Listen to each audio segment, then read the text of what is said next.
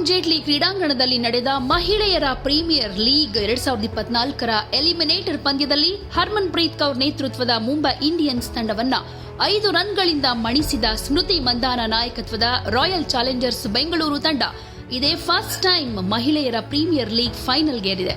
ಟೂರ್ನಿಯ 2ನೇ ಸೀಸನ್ನ ಅಂತಿಮ ಪಂದ್ಯ ಈಗ ಡೆಲ್ಲಿ ಕ್ಯಾಪಿಟಲ್ಸ್ ಮತ್ತು ರಾಯಲ್ ಚಾಲೆಂಜರ್ಸ್ ಬೆಂಗಳೂರು ನಡುವೆ ನಡೆಯುತ್ತೆ. ಪಾಯಿಂಟ್ ಟೇಬಲ್ನಲ್ಲಿ ಮೊದಲ ಸ್ಥಾನ ಪಡೆಯುವ ಮೂಲಕ ಡೆಲ್ಲಿ ತಂಡ ಈಗಾಗಲೇ ಫೈನಲ್ಗೆ ಅರ್ಹತೆ ಪಡೆದುಕೊಂಡಿದೆ. ಇತ್ತ ಕಳೆದ ಬಾರಿಯ ಚಾಂಪಿಯನ್ ಮುಂಬೈ ಇಂಡಿಯನ್ಸ್ ತಂಡದ ಸತತ 2ನೇ ಬಾರಿಗೆ ಟ್ರೋಫಿ ಗೆಲ್ಲೋ ಕನಸು ಭಗ್ನವಾಗಿದೆ. ಎಲಿಮಿನೇಟರ್ ಪಂದ್ಯದಲ್ಲಿ ರಾಯಲ್ ಚಾಲೆಂಜರ್ಸ್ ಬೆಂಗಳೂರು ತಂಡದ ನಾಯಕಿ ಸ್ಮೃತಿ ಮಂದಾನ ಟಾಸ್ ಗೆದ್ದು ಬ್ಯಾಟಿಂಗ್ ಸೆಲೆಕ್ಟ್ ಮಾಡಿಕೊಂಡ್ರು. ಬ್ಯಾಟಿಂಗ್ ಶುರು ಮಾಡಿದ ಆರ್ಸಿಬಿಗೆ ಅತ್ಯಂತ ಕಳಪೆ ಆರಂಭ ಸಿಕ್ತು. ತಂಡದ ಮೊತ್ತ 20 ರನ್ಗಳಾಗಿದ್ದಾಗ ಸೋಫಿ ಡಿವೈನ್ ರೂಪದಲ್ಲಿ ಮೊದಲ ವಿಕೆಟ್ ಪತನವಾಯಿತು. ನಿರ್ಣಾಯಕ ಪಂದ್ಯದಲ್ಲಿ ಸೋಫಿ ಡಿವೈನ್ ಉತ್ತಮ ಪ್ರದರ್ಶನ ನೀಡೋ ನಿರೀಕ್ಷೆ ಇತ್ತು. 10 ರನ್ ಗಳಿಸಿ ಔಟ್ ಆದ್ರು. ನಾಯಕಿ ಸ್ಮೃತಿ ಮಂದಾನ ಕೂಡ 10 ರನ್ ಗಳಿಸಿ ಔಟ್ ಆದ್ರು. ಮಂದಾನ ಔಟ್ ಆದ್ಮೇಲೆ ದಿಸಾ ಕ್ಯಾಸೆಟ್ ಖಾತೆ ತೆರೆಯೋದಕ್ಕೆ ಸಾಧ್ಯವಾಗದೆ ಔಟ್ ಆದ್ರು. ಬೆಂಗಳೂರಿನ ಸ್ಕೋರ್ 23 ಆಗಿದ್ದಾಗ 4 ವಿಕೆಟ್ ಬಿದ್ದಿತ್ತು. ಇದಾದ್ಮೇಲೆ ರೀಚಾ ಘೋಷ್ ಕೂಡ ಹೆಲ್ಲಿ ಮ್ಯಾಥ್ಯೂಸ್ ಎಸೆತದಲ್ಲಿ 19 ಎಸೆತಗಳಲ್ಲಿ 14 ರನ್ ಗಳಿಸಿ ಔಟ್ ಆದ್ರು.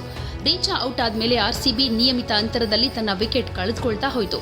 ಆದರೆ ಸಮಯೋಚಿತ ಬ್ಯಾಟಿಂಗ್ ನಡೆಸಿದ ಎಲಿಸ್ ಪೆರ್ರಿ 50 ಎಸೆತಗಳಲ್ಲಿ 66 ರನ್ಗಳ ಅದ್ಭುತ ಆಟ ಆಡಿದ್ರು. ಇದರಿಂದ 20 ಓವರ್ಗಳಲ್ಲಿ 135 ರನ್ ಗಳಿಸಿ 136 ರನ್ಗಳ ಟಾರ್ಗೆಟ್ ಅನ್ನು ಕೊಡ್ತು ಆರ್ಸಿಬಿ. 20 ಓವರ್ಗಳಲ್ಲಿ 136 ಟಾರ್ಗೆಟ್ ಬೆನ್ನಟ್ಟಿದ ಹರ್ಮನ್ ಪ್ರೀತ್ ಸಾರಥ್ಯದ ಮುಂಬೈ ಇಂಡಿಯನ್ಸ್ಗೂ ಕೂಡ ವಿಶೇಷವಾದ ಆರಂಭ ಸಿಗಲಿಲ್ಲ. ತಂಡ 12 ಎಸೆತಗಳಲ್ಲಿ 15 ರನ್ ಕಲೆ ಹಾಕೋದಕ್ಕೆ ಸಾಧ್ಯವಾಗದೆ 5 ರನ್ಗಳಿಂದ ಪಂದ್ಯವನ್ನ ಸೋಲ್ತು. ಬೆಂಗಳೂರು ಪರ ಕನ್ನಡತಿ ಶ್ರೇಯಾಂಕ ಪಾಟೀಲ್ 2 ವಿಕೆಟ್ ಪಡೆದ್ರು. ಬ್ಯಾಟಿಂಗ್ನಲ್ಲಿ ಅಬ್ಬರಿಸೋದ್ರೊಂದಿಗೆ ಬೌಲಿಂಗ್ನಲ್ಲೂ ಶ್ರೇಷ್ಠ ಪ್ರದರ್ಶನ ನೀಡಿದ ಎಲಿಸ್ ಪೆರಿ 1 ವಿಕೆಟ್ ಕಿತ್ತು ತಮ್ಮ ಖಾತೆಗೆ ಹಾಕೊಂಡ್ರು. ಈ ಮೂಲಕ ಆರ್ಸಿಬಿ ಫೈನಲ್ಗೆ ಎಂಟ್ರಿ ಕೊಟ್ಟಿದೆ. ಇನ್ನು ಫೈನಲ್ ಪಂದ್ಯ ಯಾವಾಗ ಗೊತ್ತಾ? Delhi capitals versus royal Challengers Bengaluru ತಂಡ ಮಾರ್ಚ್ 17ನೇ ತಾರೀಕು Delhi capitals royal Challengers Bengaluru WPL 2024 final ಪಂದ್ಯ ನಡೆಯುತ್ತೆ.